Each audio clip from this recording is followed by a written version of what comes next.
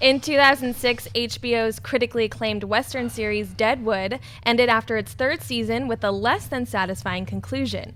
The show was to be followed up with a couple of movies to tie up the series. However, nothing has happened since then, with any hope of continuation fading.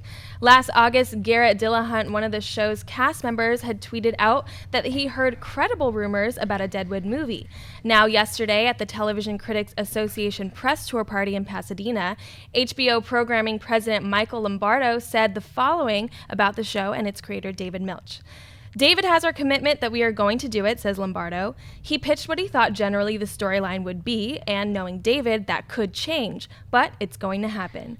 Dennis, what do you think a Deadwood movie will actually happen, and will it land on HBO or will it have a theatrical release? Well, I really, really hope that this movie gets made. Deadwood is one of my favorite TV series of all time, so I've actually had given up hope because we've been hearing about this for years and years and years, and I'm just like, the sets are torn down, all the actors are doing other stuff. I just don't see it happening. But if the HBO president is saying that, now I'm like, okay, let's do this thing. However, maybe a year ago, I would have thought, okay, maybe they'll do a theatrical release. But after the disappointing box office of Entourage, no way. I think it's going to go straight to HBO. It's going to be an HBO movie. And I'm actually fine with that because I don't think they need to cater the movie towards a big mass audience to try and recoup its cost. Just put it on HBO for the audience that it already has. So I'm excited for this. Christian?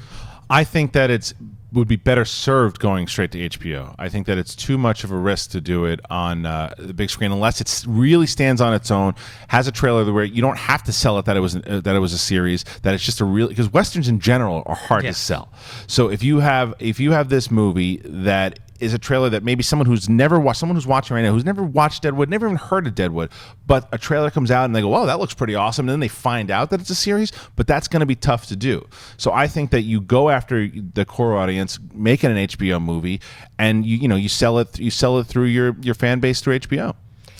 It's kind of your Firefly Serenity situation, yes. right? Serenity absolutely stands on its own as a film. In fact, I went backwards, so I watched the film first and then went back and watched the TV show, and that was a perfectly fine way to enjoy that brand. But I think the reason that we're getting re-excited or reignited talks about this is because this has been the year of like weird alt-westerns. We had The Keeping Room, which came out earlier this year, and then we had Bone Tomahawk, of course, with Kurt Russell as well, which is a crazy movie.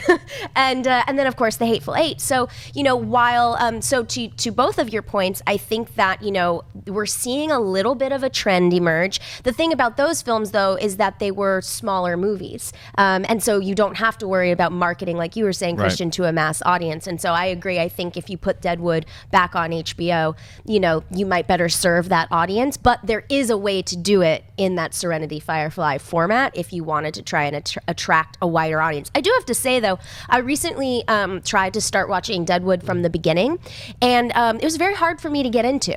And it's not because I don't like that kind of thing. I love the actors. I love a great many of the HBO series, but it was very hard for me to key into it. Maybe that's because there's so much good television right now to catch up on that's coming, whatever. But so it might be a tougher sell if you put it out into a wide release theatrically. Who knows? Yeah, plus it's definitely a rated R type of thing. Hard R. And if you're a fan of the series, you'll know that there's not much action in it. It's all talking. It's all for a Western. There isn't much like, let's meet at, noon and shoot each other. It's like, it's all like talking. And maybe it's a little harder to get into because the way that they talk, the way David Milch writes the dialogue is it's strange. It's not realistic, but at the same time, there's kind of a poetry and cadence to the dialogue. Hey guys, if you like this clip, click here to watch the entire episode. Also, make sure you subscribe to our YouTube channel because it'll help you stay up to date with all the stuff we've got going on here at Collider.